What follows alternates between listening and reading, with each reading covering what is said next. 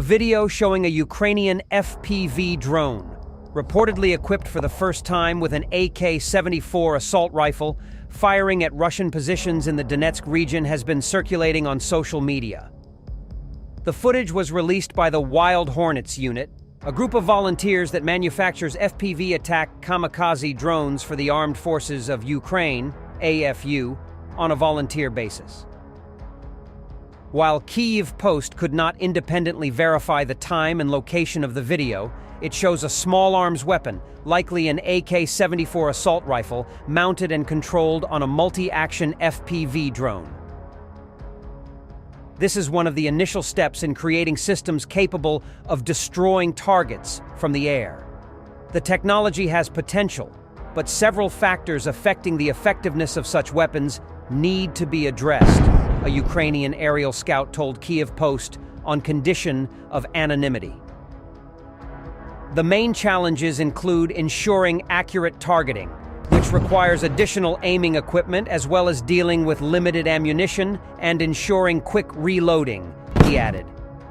According to the service member, inexpensive components for disposable FPV kamikaze drones and bomber drones, capable of delivering significant firepower, have proven to be much more effective.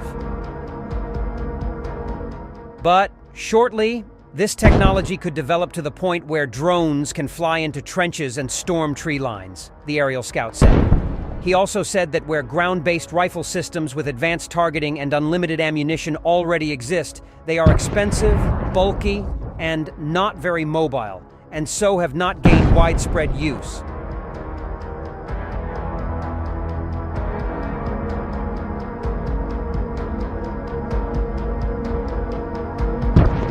Meanwhile, potentially hundreds of Ukrainian troops from 4 brigades are holding a vulnerable salient south of Pokrovsk, a Ukrainian stronghold that sits astride critical supply lines in Donetsk Oblast in eastern Ukraine. For days, some experts have been advising the Ukrainians in the salient, 30 square miles stretching between the village of Ukrainsk and the Vovcha River to the east, to retreat in order to avoid getting surrounded, cut off and destroyed by a Russian force with a 4-fold advantage in troops and equipment.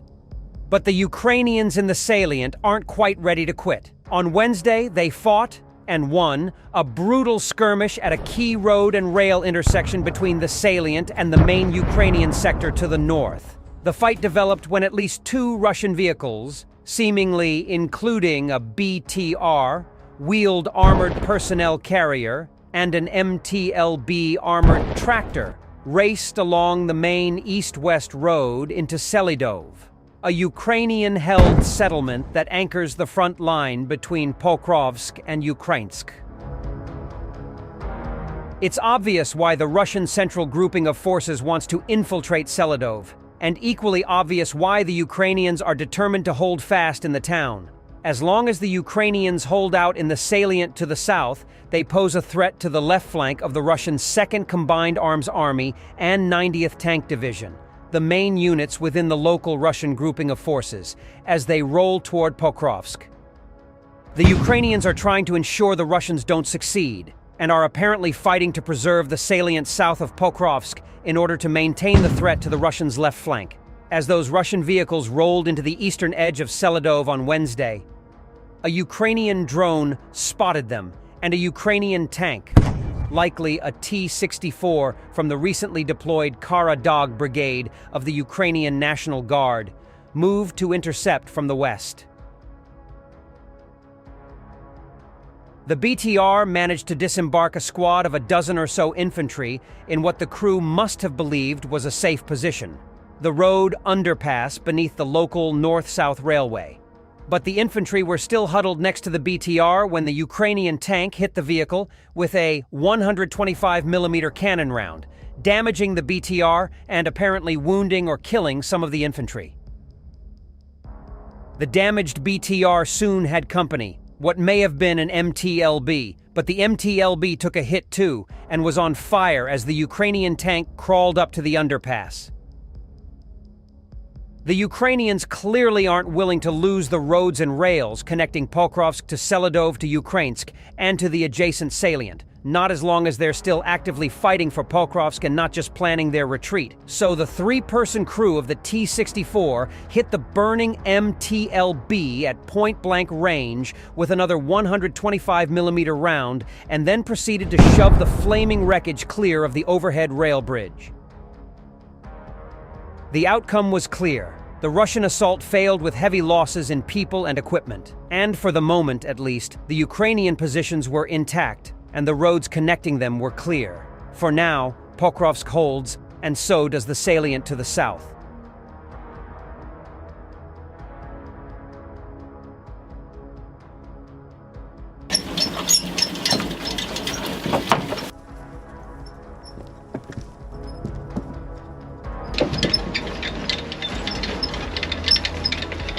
Прицел 6013.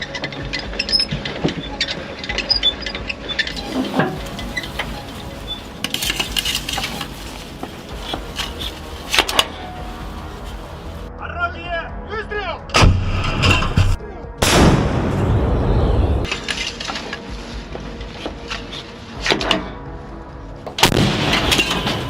Отбой, орудие!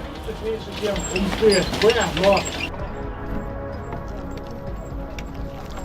Ой, сила противника.